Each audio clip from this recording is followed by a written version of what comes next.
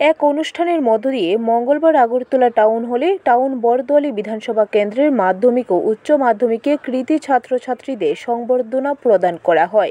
BJP town Bordowali মণ্ডলের উদ্যোগে এই অনুষ্ঠানের আয়োজন করা হয়। অনুষ্ঠানে প্রধান অতিথি হিসেবে উপস্থিত ছিলেন রাজ্যের মুখ্যমন্ত্রী ডক্টর মানিক সাহা।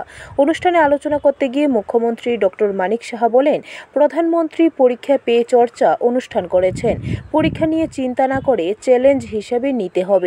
ছাত্রছাত্রীদের মানসিক চাপ থেকে মুক্ত রাখার ব্যবস্থা করেছেন প্রধানমন্ত্রী। ছাত্রছাত্রীদের সবচেয়ে বড় শিক্ষক মা। পরীক্ষায় ভালো নাম্বার পেলে বাস্তব জীবনে ভালো হবে এমন নয়। অনেকে কম নাম্বার পেয়েও বাস্তব জীবনে অনেক ভালো হয়েছে। শিক্ষিত ছেলে মেয়েদের রাজনীতিতে আসতে হবে, তাহলে রাজনীতিতে পরিবর্তন আসবে।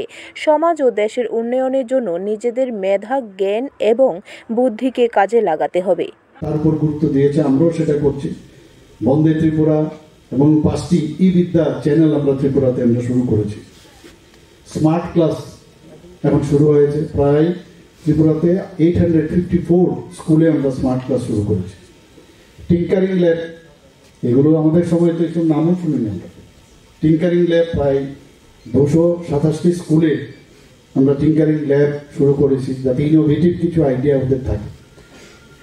আগামী দিনে আরো স্কুলে আমরা স্মার্ট ক্লাস এবং টিঙ্কারিং ল্যাব আমরা করব। চিফ মিনিস্টার সিএম স্যার অর্থাৎ chief minister scholarship for achievers towards higher যে লার্নিং, সেটা আমরা গত বিধানসভার মধ্যে আমরা ঘোষণা দিয়েছিলাম। তাতে করে এই বছর 200 জন মেধাবী যারা শিক্ষার্থী আছে তাদেরকে যে বৃত্তি দেওয়া হয়েছে প্রায় এট দ্য রেট অফ 60,000। অনুষ্ঠানে মুখ্যমন্ত্রী সহ অন্যান্য অতিথিরা কৃতী ছাত্রছাত্রীদের সংবর্ধনা প্রদান করেন।